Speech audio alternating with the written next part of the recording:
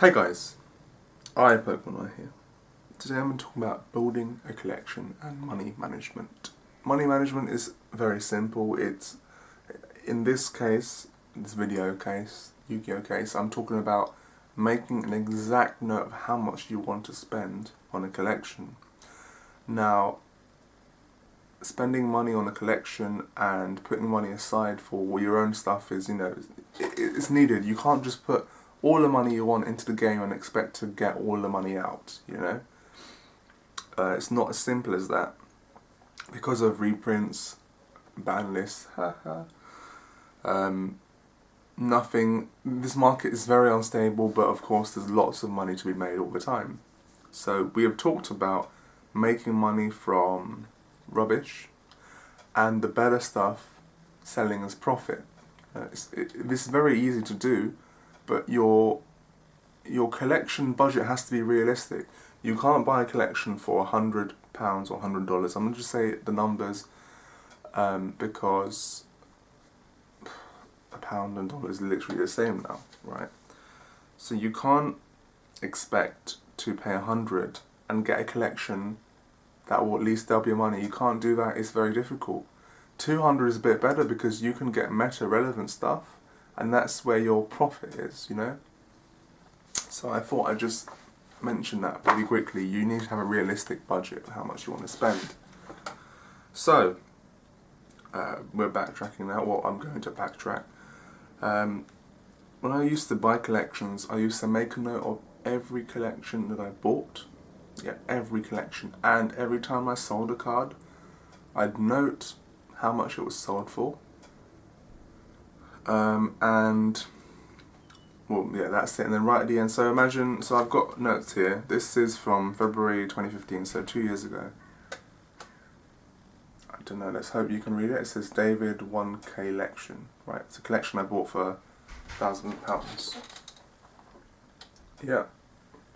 If I scroll down, it tells me everything.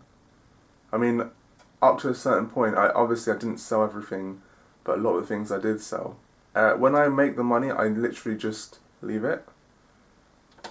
So we have a total of $12.77, and then we got postage of 101, fees of 171, right? And I don't know what the +5 at the bottom. +5 must have been the profit, I guess, from looking at a stance. Yeah, always plus, there was the profit. So every collection I worked for, I wanted to obviously make the money as quick as possible and then not worry about making notes, just to confirm that I was actually making money from what I bought. And it does seem like a very, very long way of doing it. But if you're starting out and you're buying collections, you want to invest your profit into buying the next collection, and the initial money spent you kind of want to put aside. That's the way I see it. That's what I used to do, I think this collection I profited about £700-800, so it was quite good, and I've still got a lot of the stuff left over. There were a couple of CP, I think I got 2 or 3 CP bottomlesses in that. I got a lot of stuff that tanked in value, like Iotomias. This was 2 years ago, so prices were very high back then. And I just think it's incredibly important to keep track of where your money's going, how you're making the money back, and what you're doing to the future of the collection profit. So I profited £700. The initial investment I put away. That was my startup money. I put it back so that I can say to myself, okay, I made back my investment. I'm putting it away, I'm just playing with my profits.